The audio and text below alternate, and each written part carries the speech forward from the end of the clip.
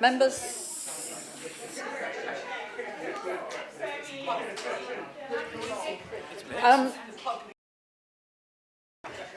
Members, it's just, well, fractionally after 7:15, so I think we'll start, please, with this meeting of the Local Plan Subcommittee, 16th of September. Welcome to members of the committee, those of you in the public arena, and also to anyone watching via the Council's YouTube channel. Good evening to everyone. Apologies for absence. I have apologies from Councillor Monday, who has not appointed a substitute. No other apologies from the committee. Councillor Shrier has asked me to give his apologies because he had intended to be here sitting in the gallery, but has another meeting. He may try and pop in partway through if his other meeting finishes in time. No other apologies.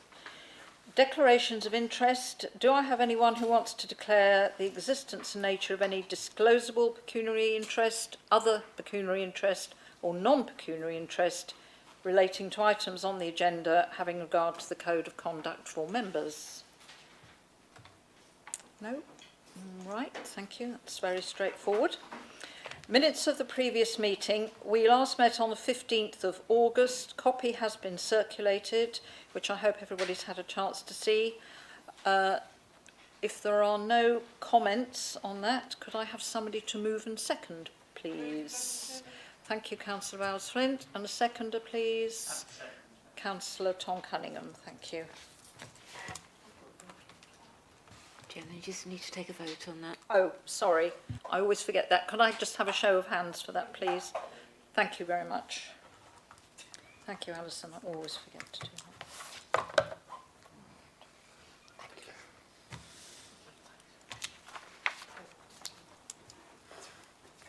Right, item 4 on the agenda, public question time. We do have one speaker this evening, Mr. Richard Winsborough for Scott Properties, who's registered to speak. Mr. Winsborough, good evening. Very welcome if you'd like to put the mic on, and off you go. Thank you very much indeed. Good evening. My question relates to a particular sector of the population who are repeatedly overlooked in plan-making decisions, which is why I wanted to bring it to your attention this evening. Before I ask my question, I just wanted to briefly provide some context. It's well known that in Braintree District, the 65 plus age group is the fastest growing demographic, having increased by 65% since the year 2000. This is significantly higher than the 20% overall population change in the same period. By 2040, in Braintree District, over 43,100 people will be aged 65 plus, representing 27% of the total population. Whilst the current local plan recognises this challenge and says that providing suitable accommodation requires a proactive response, the current policies are simply not delivering. Local plans focus on care provision as being the solution for providing older person accommodation, despite national policy recognising the need for age-restricted market housing such as bungalows. Care homes only provide the final few years of accommodation, with people tending to move into care homes because they have to, not because they want to. Ensuring standard two-storey houses are M42 or M43 compliant is also not a complete solution. People at or approaching retirement age are mindful of their future health needs, but they want to live independently for as long as possible, and adapting their home can be costly and off-putting. Instead, purchasers want choice. They want to live with like-minded people with like-minded communities. They want a property that's been designed and built with their needs in mind. It's for this reason that we build high-quality bungalows. You may know our scheme in Bocking on the site of the former Braintree College. At present, there are very few bungalows being built in Braintree District. In 2022, only 22 new-build bungalows were consented, and last year that number dropped to 8 bungalows. This significantly limits the choice someone at retirement age has when they're thinking of moving out of their family home. This lack of choice results in people deciding not to downsize, so therefore their family home is not released back onto the market, a missed opportunity. With this in mind, can the committee please advise on what steps are being taken as part of the local plan review which will proactively help overcome this significant shortfall in much needed age-restricted market bungalows? Thank you. Thank you, Mr. Winsborough. Very interesting question. I will just turn to officers and see if there's any particular response for you right now. Thank you very much. The needs of older residents are assessed through the Council's Strategic Housing Market Assessment. This is currently being updated as part of the local plan review. Paragraph 63 of the NPPF talks about various groups having their needs assessed and reflected in the local plan.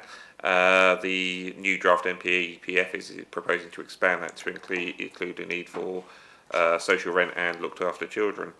The policies within the local plan seek a mix of uses and ownership types to meet the needs of residents in the district. For example, all the policies on strategic growth locations propose a mix of housing types and tenures, and policies currently contain requirements for a proportion of new builds to meet Part N specifications. As such, there's plenty of opportunity for the private sector to provide bungalows as part of their housing schemes, and those local plan policies will obviously be reviewed as part of the local plan review. When it comes to providing the needs for affordable housing, the council is able to be a bit more specific for affordable housing needs, and we are able, or better able, to provide or make sure contributions are towards bungalows through that route. The needs to meet age 65 plus group, there are multiple ways of meeting it. It doesn't necessarily have to be bungalows, so C2 communal residential institutes, sort of advanced care homes, things like that are all considered.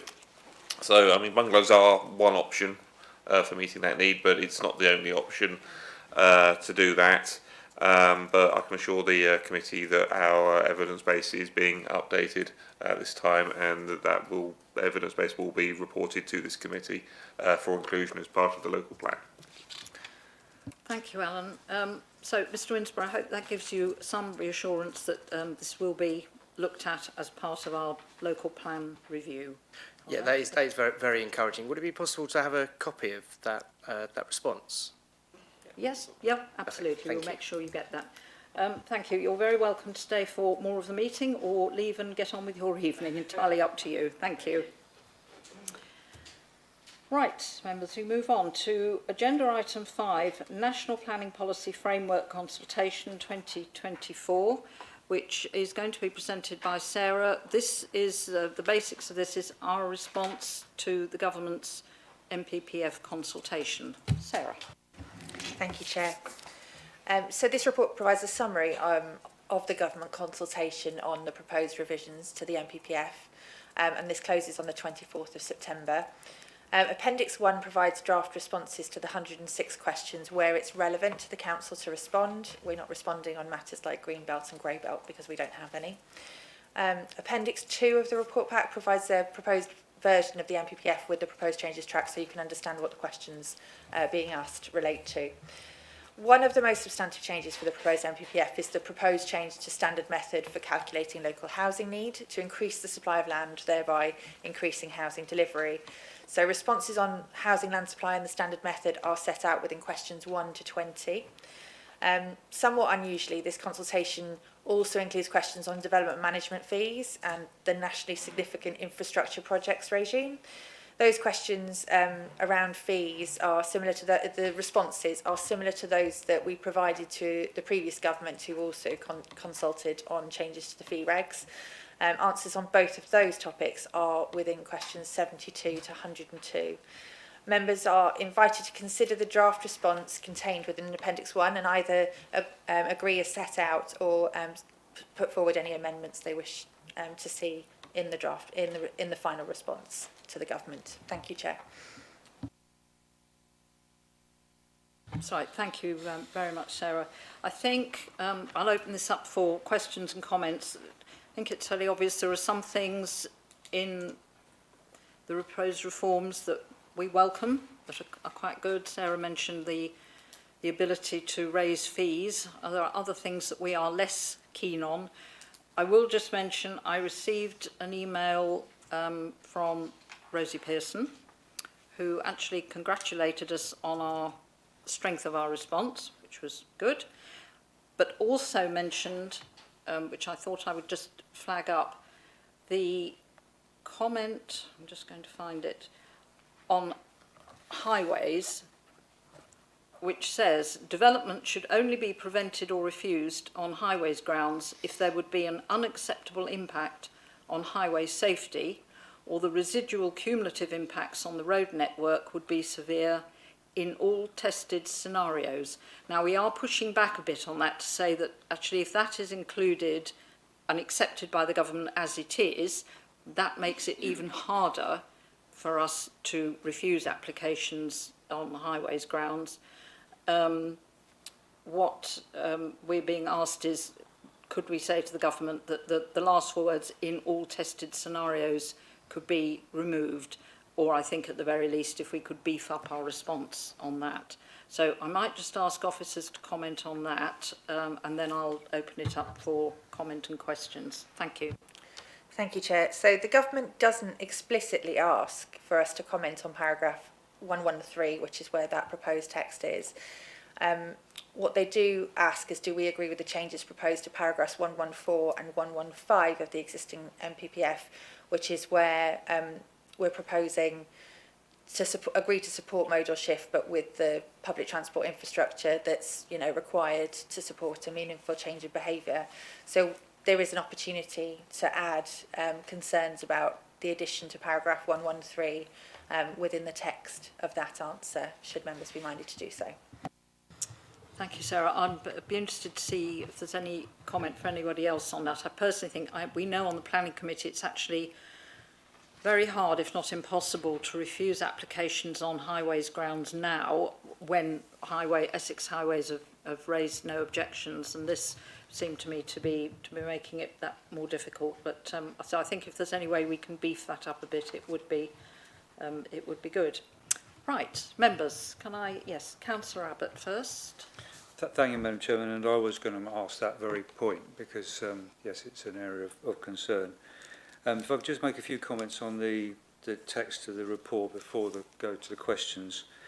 I just wanted to flag up that the predicted housing target of 1,098, which is 35% increase on the current one, historically this district has built over 1,000 very few years out of, say, the last 30 or 40. And as the government is setting things up, it's going to be the market that actually decides how fast houses are built.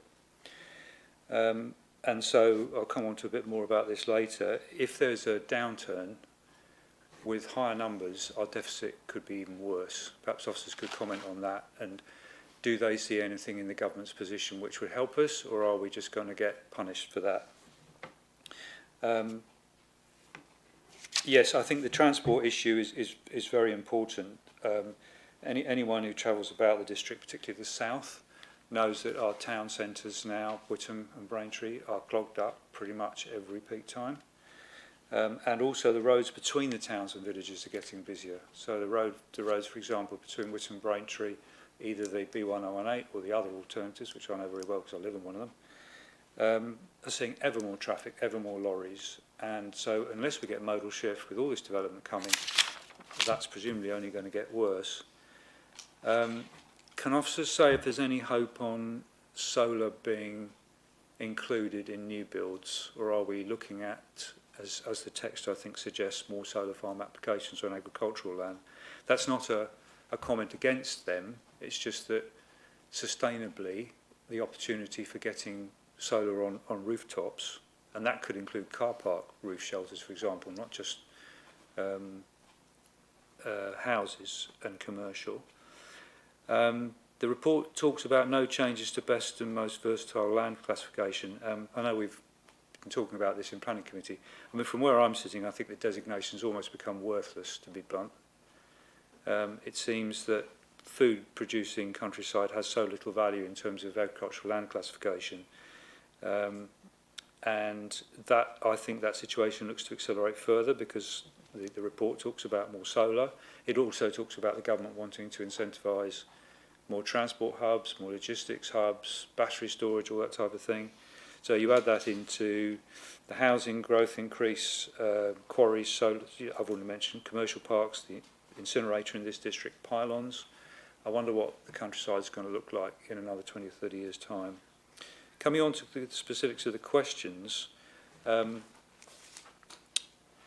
think there's a very good point in there. I think it's the answer to question 1, which says, what's the response to this, a potential response to this fact that the market is in the control of volume developers, so we aren't in control of this. It could be a national affordable housing building programme, and I think that's a brilliant point, because that would be a game changer if that happened. Question 3, where it says the urban focus, completely agree, it's more sustainable. And then question 7, could also say a bit more about this continuous need for a 5-year supply. What does that lead us to? Reviewing our local plan every 6 months? I mean, it's a bit worrying. And I think overall, you know, I'm not surprised that Mrs. Pearson, not that I've had any correspondence with her at all about the issue, thinks that BDC's response is quite good, because I think it is in general. But the final comment I would make is that we seem to be disagreeing on quite a lot of the question responses, and I wonder how many other councils will be doing exactly the same, because to me, this is tipping the balance even further towards volume developers and away from councils and communities. Thank you, Madam Chairman. Thank you, Councillor Abbott. Yeah, it will be interesting to see what the responses are from other local authorities. Right, Sarah, shall I go over to you? Thank you, Chair. So your first question, anything with relation to government assistance in terms of market intervention with the housing. I actually attended a sort of event with MHCRG and the Planning Advisory Service last week, and they're aware that there needs to be intervention, but there is a lack of specifics in terms of what that might look like.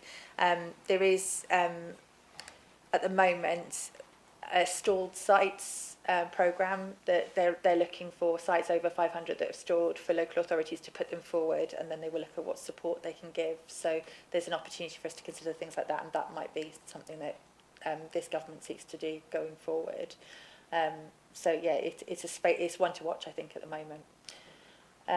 In terms of solar on new builds, at the moment I think the position is still that building regs will provide the sort of energy efficiency, and planning policy shouldn't go beyond building regs, but that's something that I understand they're looking at in terms of written ministerial statements, in terms of encouraging more. So I think it's waiting to see what happens in that space as well.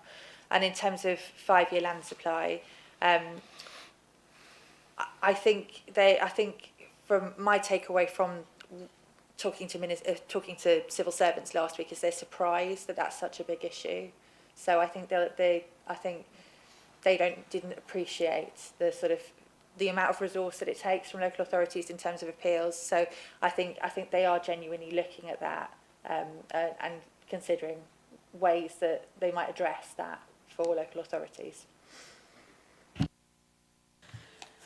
Thank you, Sarah. I think if local authorities could be released from the constant headache of having to demonstrate our 5-year land supply over and over, it would be helpful, particularly when it comes to appeals and we get contradictory statements and decisions from inspectors. And I know that officers have to spend huge amounts of time going back over our sites and demonstrating what is and isn't deliverable, which is then questioned again by inspectors. So, and I think it's particularly irksome for an authority like us where we are actually, you know, approving applications and where homes are being built. So it's very frustrating. Yes, Councillor Bowes-Flint.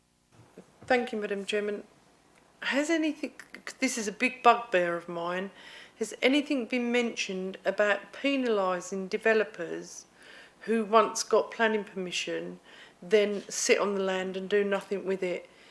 Because this does cause an awful lot of problems across the district, and in my ward in particular is causing a major road problem, because the road has not got to be built until the certain number of houses have been finished. And of course the developer is not finishing that last house because he doesn't want to build the road. So, but it's not just that site. There's sites right across the district where the land is there, got the permission on, and they're even having to reapply for permission because it's been outstanding that long that before they've actually dug anything, and it is extremely annoying.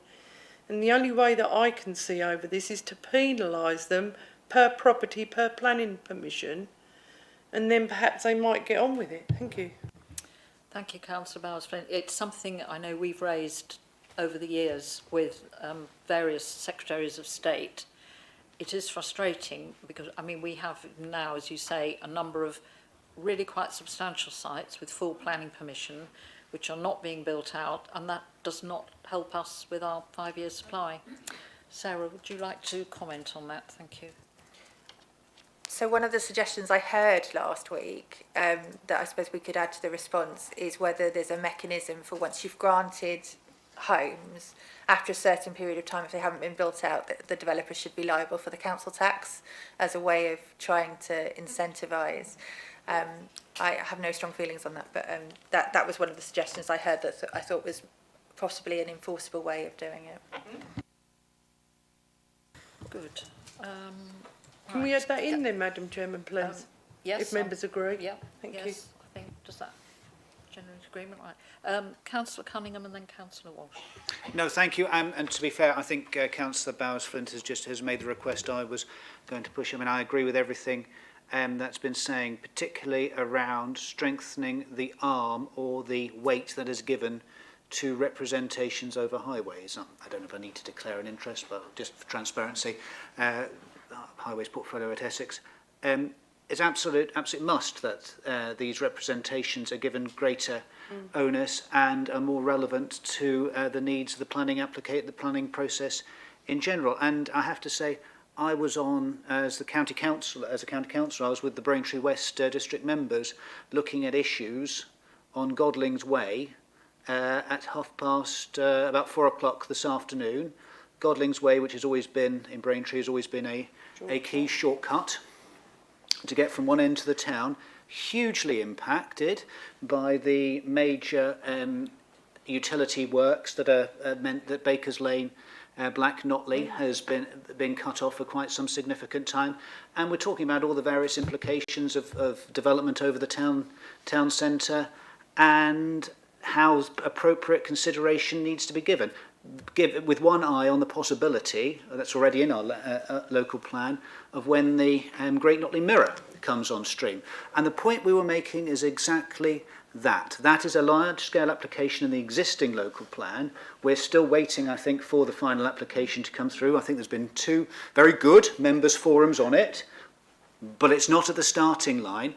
And no matter how good a job we do as a planning function at this authority, churning out the planning applications, processing them as quickly as we can, we are always walking this 5-year, with a local plan agreed as well, we're always walking this tightrope of a 5-year housing supply. And it is largely down to the fact that developers know how to play the system and take advantage. So I'd hoped the last government would tackle this. I really did, and I'm afraid they flunked it quite badly. So there's a high expectation on the next this current government, who have their own significant housing plans around this, to actually beef up the policy. So I think any additional representation we can make in conjunction with others speaking loudly on this, I think is hugely needed and hugely overdue. So thoroughly support everything that's been said. Thank you. Thank you, Councillor Cunningham. Absolutely agree. Councillor Walsh. Thank you very much, Madam Chair. I won't comment on individual questions because I think we'll probably come on to that later, and maybe like others, there's quite a lot to absorb here. I want to start off by thanking Sarah and any colleagues involved in your sort of summary of the issues, and I just want to comment, if I may, on a couple of those. I hope that in our comments we will endorse the growing emphasis on housing for social rents, and maybe I missed it, but is there also there a wish to increase the right to buy or to buy affordable social housing, and also the question that's come up several times before, and I'm looking at my colleague across the floor, affordable housing. What is the definition? Because I believe in London it's 80% of the market rate. Well, that's just a joke. Secondly, and my my colleague here, James Abbott, has referred to this already, and it's not a view of mine, but I believe we are producing a supplementary planning document on alternative energy. Given the relevance and the increased saliency of that, do we have a date by when that will be done? Because I think that will be important for Braintree in terms of the interests of our residents. Just a couple of other introductory points. I wouldn't be surprised if others agree, but they'll speak for themselves. One of the things I did pick up in this, which I was delighted to see, that the rejection of automatically seeking to accommodate traffic growth, because I think, you know, that's something from the past, isn't it? So I think there's a bit of future scoping in that. Finally, and I believe we've got a members' development evening this Wednesday, have we not? Yes. Yep. Can I just raise the question? Well, it's a bit of a suggestion, actually, as you'll see. If because there's a lot to absorb here, and I'm also interested in other colleagues' reactions and at that evening. If there are any particular points coming out of that, I'm not saying rewrite the comments, but if there are any points where there seems to be consensus, and I always enjoy the member development evenings because they're inclusive and they're open and so on, I'll say no more. If there are any particular points that come out of that, I know there's the deadline of the 24th, so we're not looking to rewrite it, but if we feel, you know, across the aisle, that there's some additional points, could there still be scope to add one or two significant points after that? Thank you, Councillor Walsh. I'll get Sarah to cover off the answers to that. I think my understanding actually is with regards to right to buy that it's being discouraged in this, but I'll get Sarah to clarify. And with regard to the members' evening, I'm not going to spoil Sarah and Alan's surprises on that evening because they're presenting the slides. There is a lot in there on Wednesday which I think members will find very helpful, and I'm sure we can cover off some points. But Sarah, would you like to just tackle the answers? Yes, in terms of affordable housing, there's definitely a shift away from sort of affordable home ownership. The definition of 80% of market value is set out by the government. So yes, it is what it is, and that's something they're not proposing to change. It's been like that for some time. But there's definitely more of a steer towards sort of social rent than there was. There's taking away of sort of starter homes, and putting that emphasis much more towards social rent than there was before. So that's definitely the direction of travel in the NPPF. In terms of traffic growth, I don't think I've got anything to add on that compared to what we've set out, which is obviously that sort of modal shift trend, and the change to the severe harm test, which other members have already commented on. And in terms of taking into any points from Wednesday, I think the report gives flexibility to agree those with you, Councillor. Yes, it does. Yeah, that's fine. I'll have a think about that. Question on SPD on energy as well. Yeah, we've got anything on that. We've actually, in the next agenda item, we're covering some of that. I think until the policy on whether planning can go beyond building regs is sort of clarified, it is quite difficult to do an SPD on energy, because you can't set out what standard you can go for, if you like. So I think that's one to watch to see if this government puts clarity on planning doing more than building regulations does in terms of energy for in new builds and things. So I think the timetable for that SPD needs to incorporate potentially a bit more clarity on that from the government. Right, thank you, Sorry, Sarah. I'm just simply asking, do we have a date by which our SPD will be completed? No. I think we do in the LDS, bear with me.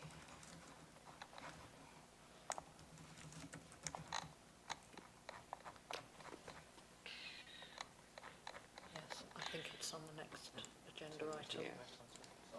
It's all right. Sorry. Saw it earlier, but I can't remember. December 2025. Thank you. December 25. Okay. Councillor Bowles-Flint, you wanted to come back. Chairman, just if I can help on affordable housing, which is always a contentious subject, because what is affordable to you and I may be not affordable to other people, as we well know. However, the definition is that it may be for rent or for sale for those whose needs are not met by the market. It's offered to households that need it with rules and processes set out by the local authority, including allocations policy, if it is for rent. Any property provided with public grant funding will have a mechanism to make sure that the public resources are recycled back into affordable housing. And you're right, affordable rents is 80% of the market rents. But I would personally put just a warning of caution on there, in that a lot of housing providers, i.e. housing associations, are not so interested in providing houses for rent at this moment in time. So whilst the government have got the grand idea of providing more houses for rent, and there should be more houses for rent, the housing associations may not wish to take them on. And the challenges that we have with some of the housing associations within this district right at this moment in time is proving that to be correct, unfortunately. So we have to look at other ways. There are other ways, and there are other people providing houses for rent. In fact, they're going on to new developments and buying a job lot and then renting them out, which I haven't got a problem with, because it's providing housing for people who can't afford to buy. So it's providing a house. But there just needs to be a word of caution there, Madam Chairman, that whilst there may be the houses there for rent or the idea of it, somebody needs to be the landlord. Thank you. Thank you, Councillor Bowles-Flint. Councillor Parker. Thank you, Madam Chairman. Can I just clarify, are we just commenting on the main body of the report, or are we also commenting on the questions? A few comments, minor comments on the questions. We're commenting on the questions and okay. our response. Yes, I mean, the response, the deadline is the 24th, so not very far off. So the idea tonight is, yes, to get the committee's agreement for these responses. Okay, thank you very much. Well, first of all, I just would like to start off by saying, thank you very much to Sarah and the team for a very thorough response to the consultation. I agree with very much of what you've put forward. And the only comments I've made were just a slight enhancement, but thank you for all the work you've done. I mean, the new government has set an incredibly challenging, to use a sort of a common word these days, a target for us. We had a huge increase in our housing target previously. We've now been given another one of 35%, and in what is a relatively, pretty rural part of Essex, with only 2 major roads going through it, and we have already allocated large sites around 2 of our major towns, if not 3. So I think it's going to be really quite difficult for us to try to meet what is effectively going to be imposed upon us. So I'll just make that as a sort of opening comment. But I have gone through the questions and I agree really with everything you've said. Thank you. There are I've got a couple of questions. I had some typos. Would you like me to raise them now? And then there are a couple of sort of slightly more substantial. So, so I was going to try and scroll through, but it was the response to question 7. There we go.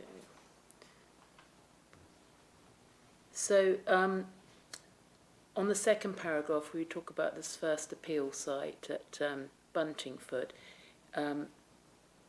Can you see the sentence which starts with, within this decision, the inspector considers one site which had not yet been considered by the planning committee to be deliverable? I think, did you really mean to say included one site which had not yet been considered by the planning committee? Just to make that a little bit clearer. Sorry, yes, thank you. And then just the third line, from the bottom. More transparency around what is deliverable will be helpful both in terms of public confidence. I think possibly the both there is, Yes. and maybe should be also. Sorry, these are very minor points, but maybe it's helpful to That's raise all them. right. And then the next page, page 14, the second main, the first full paragraph, 5 lines up from the bottom, the phrase which starts, and often they either do not provide that information. Again, I think possibly there might have been an or Yes. after, just a little niggle there. And then the third line from the bottom is literally a typo, just before 5-year supply appeals. It should be where the local authority, not were. Sorry, tiny things. And then just on, maybe I should just go through the questions. The next question I had was, point I have was on question 19, which I think really deals with, I completely agree with you that the aspirational increases in housing supply will be easier to achieve in the main urban centres. I think the point I would possibly like to add there is that in urban centres you've got much better public transport in addition to employment and services, and so you're able to deal with the volume of people and not you know this modal shift. I don't know whether we could consider adding something there about public transport in urban areas just to strengthen that slightly. Sorry, can you just remind me of the question number again? It's question 19 and it was page 17. Yeah. Are you with me there? Shall I? Yep. Yeah, You absolutely. ready? Shall I move on? Yes. And then question 56, if I can find that. Again, that's on page 18. I think there, after second line from the bottom of that question, qualify for affordable housing, I think it should be a comma, not a full stop. These should be considered through the Yes. established local plan process. And then question 73, which deals with renewable energy. I'm personally not hugely supportive of greater support for renewable energy when it's certainly in the form of large solar farms and wind turbines, but I accept probably in the minority here. I just was wondering whether you could add one of the issues with large-scale renewable energy projects is not only those items that you've listed there, but there's sometimes, particularly with wind turbines, that is neighbour amenity. I wonder whether we could add that as something that needs to be controlled. I think we could think about, I mean, I think the only problem is because we're getting very strong indication from the government that they are keen for everybody to promote and push on with green energy schemes. But, well, I'll leave it to the end and then I'll ask Sarah what she thinks about that. Yeah, okay. And so just moving on, a couple more points, if it's okay. Question 78. This was again, I think, picking up the point really that Councillor Walsh made about rooftop solar. I mean, you've said our response to that completely agree with a clear national policy for level of provision of renewable energy on new development. I mean, would it be helpful just to add there both commercial and residential to make it clear that we're thinking of both those? And the only other comment I had really was on question 82. Do you agree with the removal of this text from the footnote, which I think was about Bessemer's Versdale land? We disagree. I completely agree with that. The district has concentrations. I mean, we actually have very large concentrations of BMV in this district, and less so than actually Suffolk and Norfolk. So I'd wonder whether we could just add those words there. Not that it would make a huge amount of difference, but anyway, those are my comments. Thank you very much. Thank you, Councillor. Councillor Cunningham, did you just want to come in? Yes, thank you very much. Obviously, it's up to the committee to pass their own judgment in terms of what we finally send off. But my understanding this is a general policy response. and I think we've had a good conversation about generalities, particularly involving impact and congestion and some wider points. I'm just a little bit concerned if we go down to be too specific at this stage. We potentially could be opening ourselves up to questions of whether we're formulating opinion at this very early stage and where we think the houses should go. Now, I have a slight concern with the comments made by Councillor Mrs Parker. Whilst I don't disagree that obviously public transport is much better in the urban areas, surely the ambition of a wider strategic plan that lasts for years is to improve public transport in all aspects, in all parts of the district, particularly in the rural communities, viability, sustainability in rural. So I'm just a little bit concerned about being too specific on that specific point. I'd much rather some commentary around viable public transport across the whole district and encouraging greater modal shift. I'm also a little bit concerned about being too specific on preferred policy regarding solar farms at this stage. Obviously, this is a broad plan lasting a long time. Again, I'm just concerned whether those comments are a little too specific at the stage, but I leave that for professional judgment and the view of others around the table as well. Thank you. Thank you, Councillor Cunningham. I'll ask Sarah to respond, but I take your point on public transport, because I think if, and I stress, if any of the larger developments that have been put forward in our call for sites finish up in our draft, our refreshed local plan, we would sincerely hope that they will come with the infrastructure which we need, which includes improved highways and public transport connectivity. So I take your point on that, and I say with the point on solar, you know, there is an expectation that we will continue as far as possible to bring those forward. But I'll just ask Sarah to respond on the point about are we being a bit too specific? Thanks, Sarah. I think you've got to remember that the NPPF is national policy. It's supposed to be quite high level and not so detailed. And I think if you start asking the government to prescribe too much, you're in the danger of them, failing at sort of imposing their consideration of your local circumstances on districts. So I think there is a balance to be struck. I think there will be other opportunities. There are other things coming down the track. I think, for example, national development management policies are coming down the track that might be helpful to raise things like BMV and how it's treated, strategically in terms of the balance between food security and energy security. So I think there will be other things that come forward. I think the NPPF is intended to be high level because it's setting out principles and national planning policy. Thanks, Sarah. So the feeling may be that we don't necessarily want to put in anything additional about public transport being better in the urban areas, because that might just tie us down a bit, or on the solar aspect. But, Councillor Parker, I do thank you for pointing out the typos. That's quite often Councillor Abbott's thing does that. Been beaten to it this evening, Councillor. Right.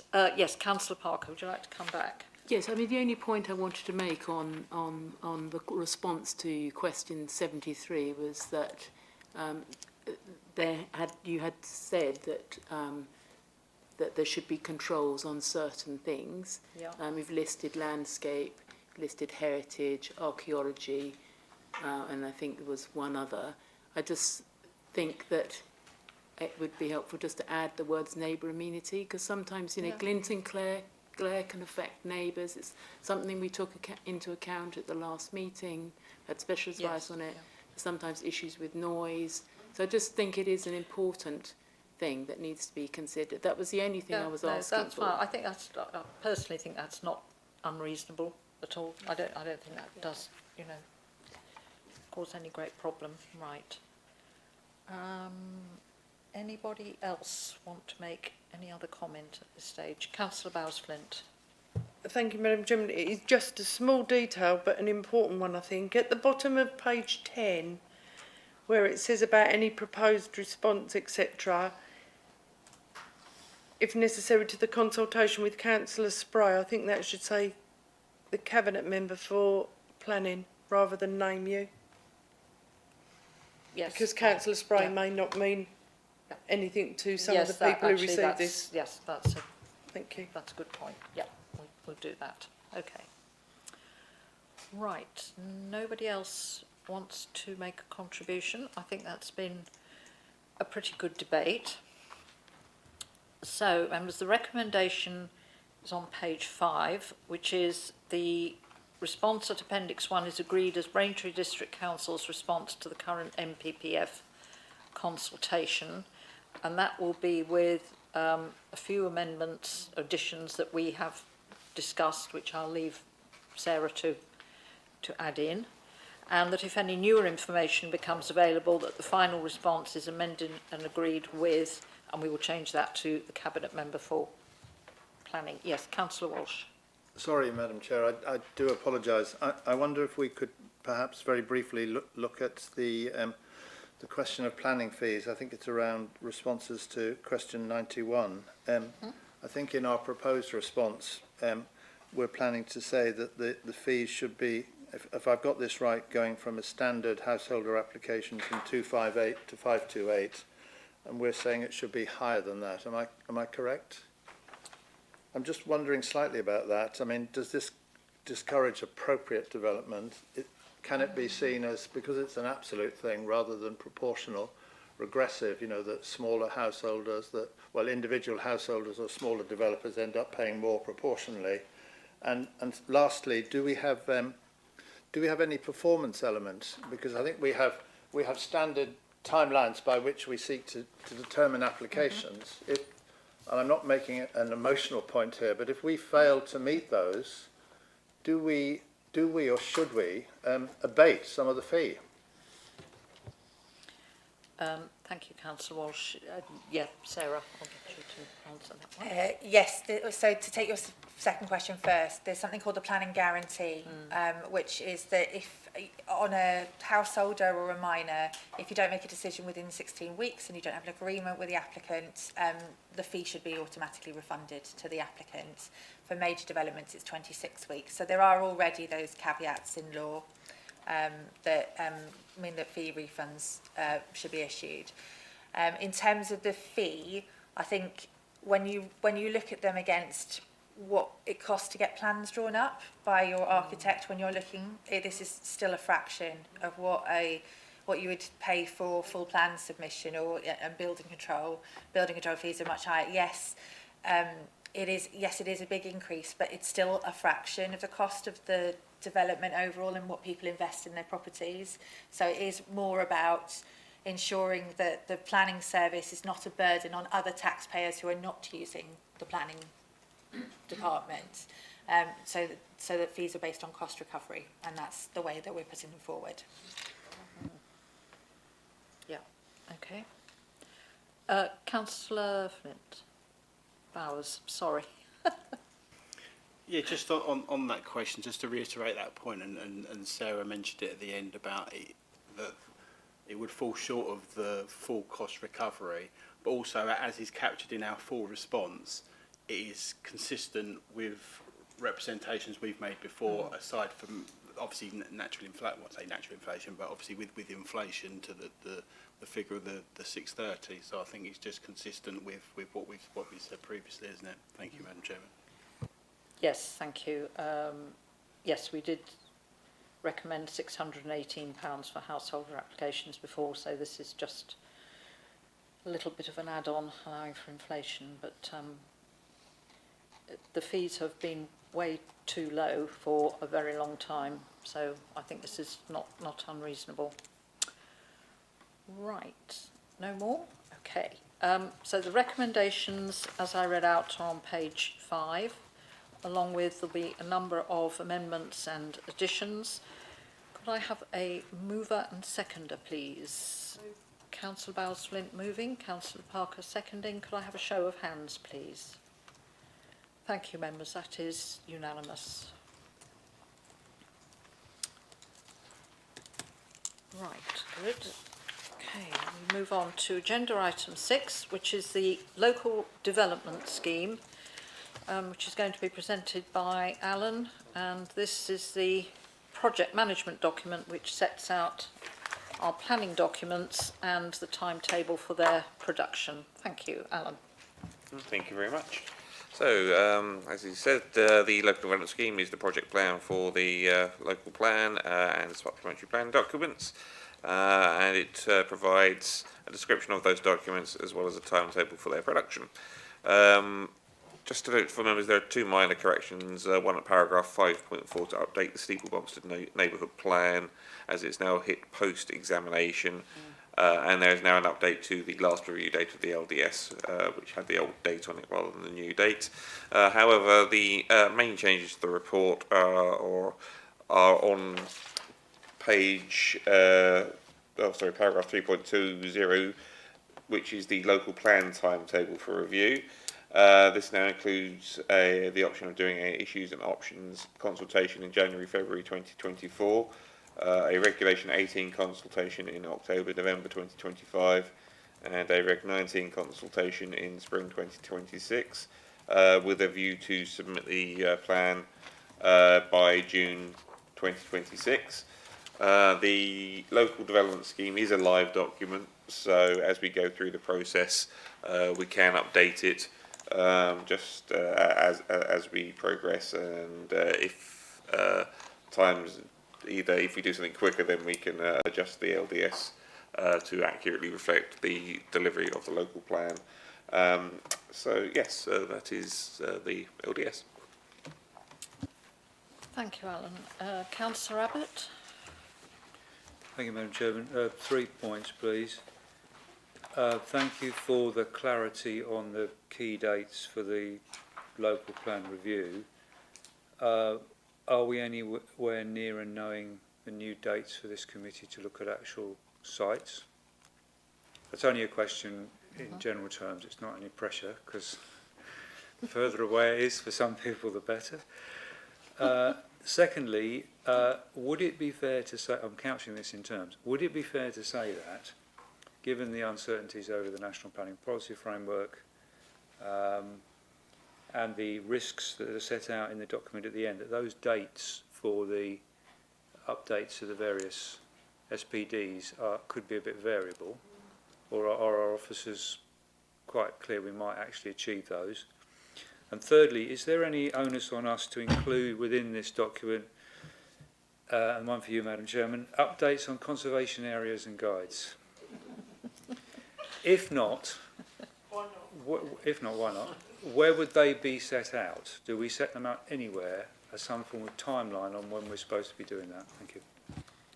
Right, thank you, Councillor Abbott. I will pass over to, I know the answer to one or two of these, but I'll pass them over to Alan for the professional view. So when it comes to site considerations, yes, we do have some dates and a draft timetables when they're likely to go to this committee. So there are a number of, you're quite right about risks, particularly with the MPPF. My current understanding is we're likely to get the new MPF towards the end of this year, possibly around about November time. But the work we've been doing so far is assuming the majority of the MPPF will remain as drafted. And the other part, I think, was the conservation areas. They're not included in the LDS, because they are separate to the conservation area. Conservation areas are separate to the local plan process and can be done independently of that process. I think I wouldn't have a issue including conservation areas as part of that document. I don't think that would be an issue. They do go to this committee for agreement, so I think I'd be quite comfortable adding a table in the document on that. Although I'll bear in mind some of the conservation areas haven't been looked at for a rather long time. So Right, thank you, Anna. I think just to add with regards to the call for sites dates, I don't think we've got precise dates for this committee to look at, because I believe that governance are having a look to see where they can be slotted in. So we've now got the issues and options consultation because we've got time to do it. Officers will then have to pull together responses to that. So I think the call for sites dates will be spring, early spring, and they're likely to be over about sort of 6 to 8 weeks. We know it's going to be a lot of work for this subcommittee because we have to look at all the sites and make a decision. And I understand governance will get the dates out to us all as soon as possible, because I'm just aware that, you know, diaries are getting filled up for next year already. So we need to get a little bit of advance notice of that. Yeah, Councillor Walsh. Just building on that, and we haven't conferred, although I don't see it would matter if we did. When the previous timetable for the 7 local plan committees, and I wasn't alone in commenting on that, but my question's not about that. What was helpful then was we had a schedule and a list of what was going to be discussed at each local plan committee. I had thought, perhaps naively or mistakenly, but maybe I wasn't wrong, I had thought that at this meeting we were going to get a new schedule of the local plan committees, or if not, do we know when we will get that? Because it's quite good to know what's going to come up when. Well, Councillor Walsh, you've got the schedule as precise as it can be is what you've got here in front of us this evening. I mean, what is missing is the precise dates for this committee to look at the call for sites. But as I say, governance, I know, are working on those because they have to do a little bit of juggling with when they can be fitted in along with everything else. Whereas, obviously, we were going to be doing those this month and next month. Because the timescale has shifted, governance have just got to go back and see where they can be fitted in for next year. And we'll get them out to you as soon as we can.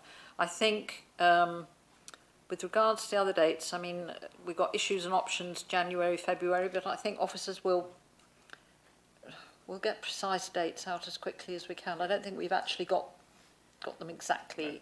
I mean, the issues and options, for example, will be available online, and I think the plan is to have probably 3 public exhibitions, if I want to put it that way. Braintree, Witham, Halstead, probably, for people to come along and have a look. Though there's just a little bit of organising to do because we've shifted the timetable. Yeah, okay, yeah. We'll get all the dates out to everybody as soon as we possibly can, I think is my best answer to that. Right. Any other comments on that? The main reason for bringing this item forward tonight, as Anna said, was to have a look at and agree the revised timetable. So if there's no other comments on that, the recommendation on page 115 is recommended that the revised local development scheme September 2024 is approved by the local plan subcommittee. Could I have somebody to... Oh, sorry, Councillor Abbott. I'll move it with the table on the conservation areas. Oh, yes, yes, absolutely. I'll second that. Okay, fine. Moved by Councillor Abbott, seconded by Councillor Bowles-Flint. Can I have a show of hands, please? Thank you, members. That's unanimous.